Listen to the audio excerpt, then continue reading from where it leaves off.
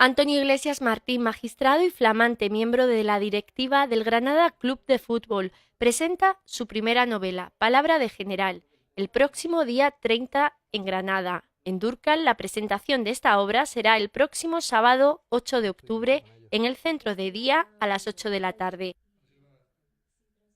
Ambientada en la posguerra española, el autor define esta novela como su trabajo literario de mayor dificultad, mucho más que ensayos o tesis escritos y publicados con anterioridad, todo debido a ese abismo en el que todo escritor siente precipitarse cuando se enfrenta al folio en blanco.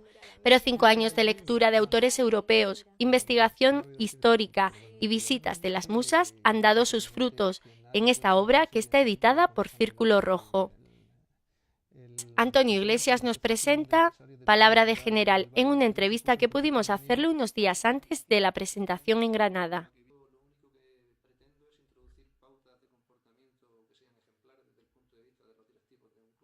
Bueno, la novela es fundamentalmente un gran conflicto existencial que se desarrolla durante la segunda mitad del siglo XX.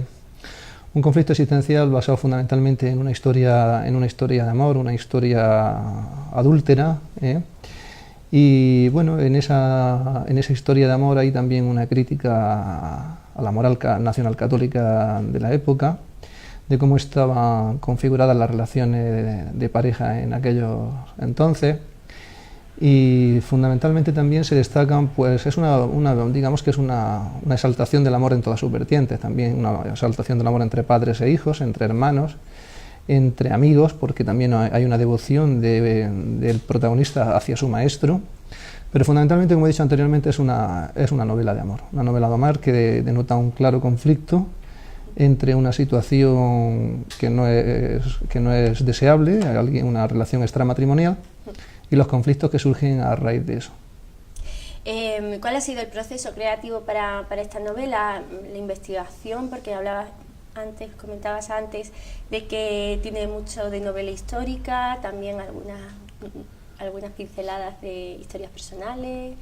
¿Cómo ha sido todo este proceso creativo hasta llegar a Palabra de General? Bueno, la verdad es que, digamos que los comienzos de la novela estaban inspirados en historias que me contaban mi madre y mi tía Concha cuando yo era pequeñito, y que a mí siempre me ha gustado escribir desde que era jovencito, entonces siempre pensé que ahí había una historia que contar. Lo que pasa es que cuando me puse a escribirla realmente no encontré episodios especialmente novelescos distintos de los que hubiera podido vivir cualquier familia de la época, ¿no?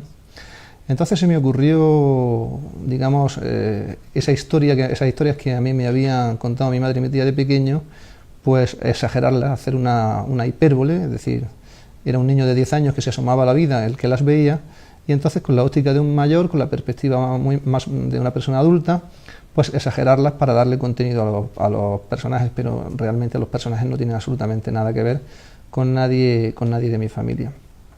En la medida en que la novela se desarrolla en un periodo histórico bastante largo, porque el protagonista nace en 1926 y muere en el año 2010, aunque la novela finaliza en el año 2013, pues eso me ha llevado mucho tiempo investigar, digamos, aspectos concretos de la época de la sociedad de la posguerra, particularmente en sectores muy concretos como era la medicina, contextualizada en las ciudades de Granada y de Madrid, que es fundamentalmente donde se desarrolla la novela.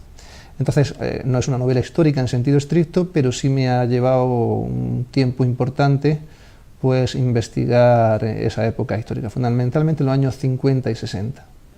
¿Por qué elige este contexto histórico? La verdad es que a pesar de lo que pueda pensarse, es un contexto histórico que está muy tratado, fundamentalmente la posguerra, pero lo está desde la perspectiva de la guerra civil.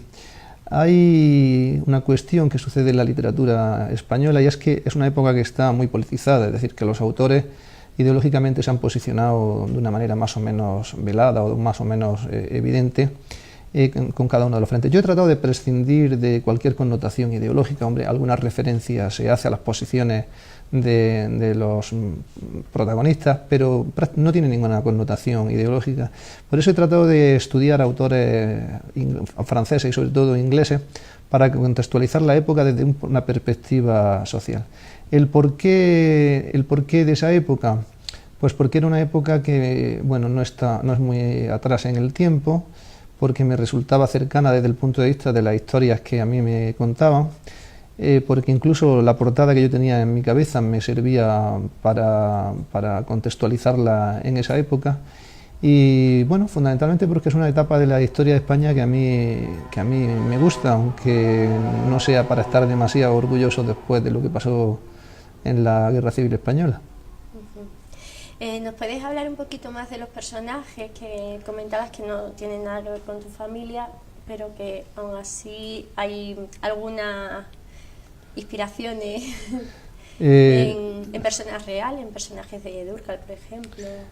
Bueno, realmente, ya he dicho anteriormente, que nadie puede sentirse identificado con esta novela porque no, ni se corresponde ni con la época, ni con las profesiones, ni con nada. Es una auténtica exageración, la historia final está completamente inventada, los hechos que se narran no han sucedido, salvo en algunos aspectos puntuales. Yo dedico esta obra, esta novela, fundamentalmente a mi tío Pedro Martín Zarco, que era muy conocido en Dúrcal como Pedro el de la Luz.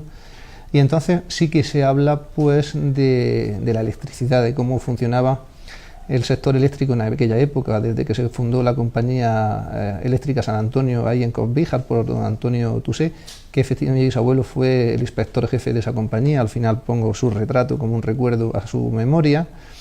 Y bueno, se habla muy poco de Dúrcal, se habla muy poco desde el punto de vista real. El personaje vivió una época aquí en Dúrcal. Sí que es verdad que me invento un pueblo, salvando la distancia a semejanza del Macondo de Gabriel García Márquez, que podría tener algunas connotaciones de Dúrcal, pero yo he querido descontextualizarlo tanto de Dúrcal como el Valle de Lecrín, porque realmente es una historia inventada. Anecdóticamente se habla de algunos personajes de Dúrcal, pero muy poco. Se habla, por ejemplo, de don Evaristo Pérez Carrillo, que fue un médico de Dúrcal, porque el protagonista es un médico, y entonces yo lo he hecho coincidir que en el año 1954, creo que es cuando el personaje aterriza por Dúrcal. Se habla como tal de Pepe el de la venta de Natalio, porque hay en un episodio de la novela justamente se narra una anécdota, y se habla de un personaje pero en una sola vez, de Plácido el artista, pero que es una persona muy querida aquí del pueblo, que a mí se me ocurrió rendirle un pequeño homenaje a alguien de Dúrcal, pero realmente ni siquiera se corresponde con esta persona, pero bueno, por tener un gesto cariñoso hacia alguien de Dúrcal, ¿no? Están los nombres, ¿no? Por lo menos. Sí, me parece que sí, Plácido el artista, Pepe el de la venta de Natalio y don Evaristo Pérez Carrillo, que fue un médico de Dúrcal, sí.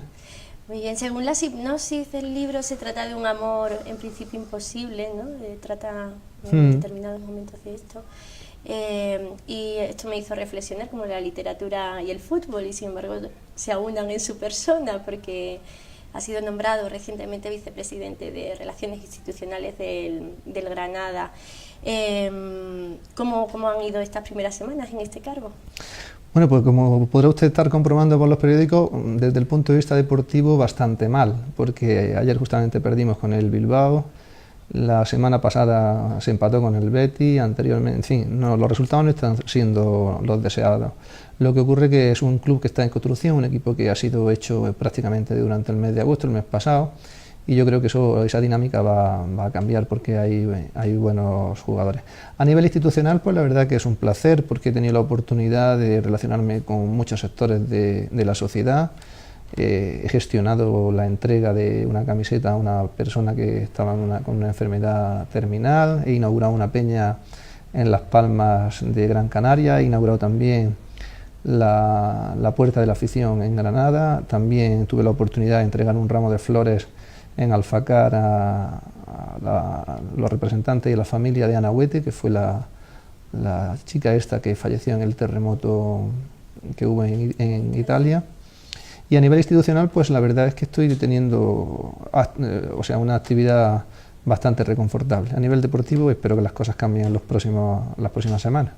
En su juventud, que jugaba al fútbol, imagino en algún momento que se sentaría en el palco del Granada como miembro de la Junta. Pues justamente esa pregunta me la hicieron el otro día en una entrevista que se publicó en El Ideal del domingo. Y bueno, pues yo contesté lo mismo que le voy a decir a usted, que me he sentido mucho más importante en cualquier campo de primera regional cuando he salido con el Dúrcal que en el palco, aunque evidentemente es muy reconfortable y me permite tener relaciones con gente interesante. Pero desde el punto de vista de la relevancia social no tengo una especial vanidad en ese sentido. Bueno, mi pregunta era más enfocada que si imaginó alguna vez, si alguna vez tuvo esa ambición de me encantaría formar parte de Granada. Jamás en mi vida. Yo tuve la ambición y la ilusión de ser futbolista, pero jamás de ser directivo de un club de fútbol. En honor a la verdad, esto ha llegado por pura casualidad. Y aunque no puedan creérselo, pues ha surgido con ocasión del seminario que yo dirijo de la Universidad en Durcal, donde bueno, pues el coordinador que tenemos aquí, que es Rufo Collado, ha tenido una participación activa en la transición de los anteriores propietarios de la familia Pozo al Fondo de Inversión China, y entonces puso mi nombre sobre la mesa como para ejercer como presidente incluso del club. Lo que ocurre es que, teniendo en consideración mi condición de juez, pues no era compatible ese cargo, sino era con dedicación exclusiva y pidiendo excedencia con la de vicepresidente, con la de presidente. Entonces se optó por un nombramiento de carácter más honorífico como vicepresidente de Relaciones Institucionales. Usted es magistrado, escritor, ha sido jugador de fútbol. ¿Qué puede aportar toda esta experiencia a este nuevo proyecto del Granada, del que estaba hablando?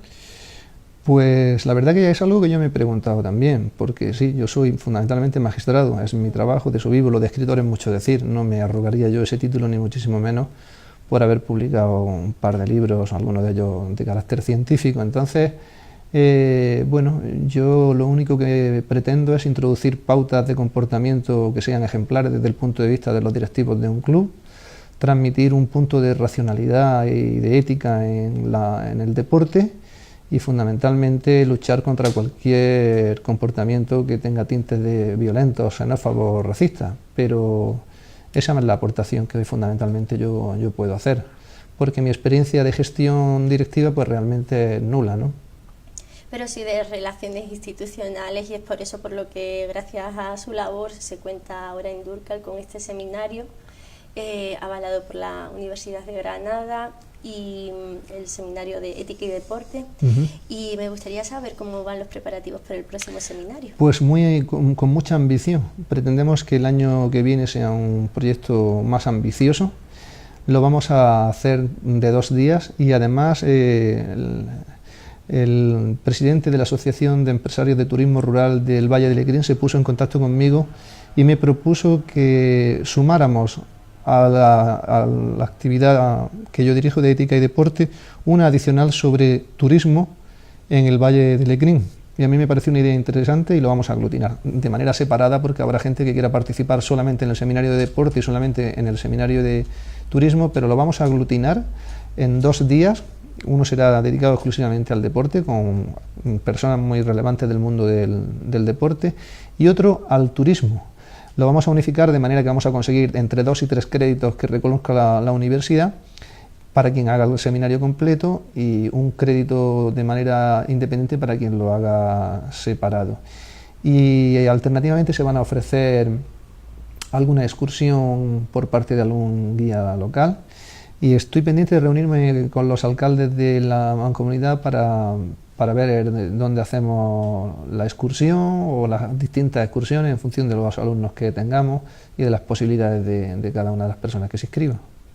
Ética, deporte y turismo, ¿está relacionado? Últimamente hay muchos eventos deportivos que generan... Sí, cada vez más hay una interrelación entre el deporte, la cultura y el turismo, y yo creo que es una referencia y un patrón sobre el que deben de pivotar perfectamente estas 3 cuestiones, ¿no? Aparte del turismo, ahora que pertenece a la Junta Directiva del Granada, le damos una alegría a la peña de aquí y puede anunciar que van a venir más a menudo los jugadores, y la última vez que estuvieron crearon mucha expectación, ¿no? Bueno, la alegría me la llevé yo cuando estaba en Las Palmas de Gran Canaria, inaugurando una peña que se llamaba La Canariona, y vi yo allí Peña Deportiva de Granada de Durcal, que me hice una foto incluso con ella.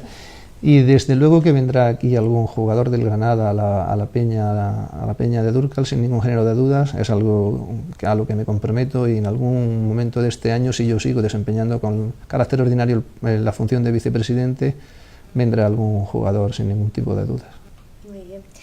Volviendo a la novela, hay que informar que será presentada el próximo 30 de septiembre en Granada por el fiscal del Tribunal Superior de Justicia de Andalucía, Jesús María García Calderón. ¿Cómo se siente ante esta puesta de largo de Palabra de General? Pues muy ilusionado. La verdad es que yo había publicado anteriormente un libro, era mi tesis doctoral, luego publiqué un ensayo de carácter biográfico de un ajedrecista, pero no tiene nada que ver escribir una novela con hacer una tesis doctoral o con un ensayo, porque eso es el vértigo del autor ante la página en blanco, ¿no? Entonces, hasta el momento yo diría sin ningún género de duda que es mi trabajo más elaborado, por el que más cariño siento, más apasionado.